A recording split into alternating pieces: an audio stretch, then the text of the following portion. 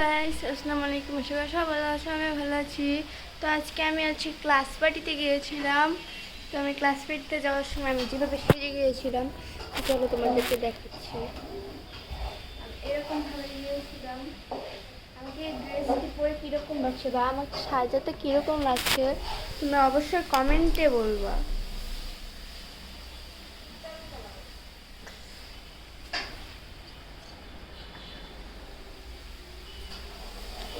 আরও স্বাদ ছিল, কিন্তু আমি খুলে ফেলছি।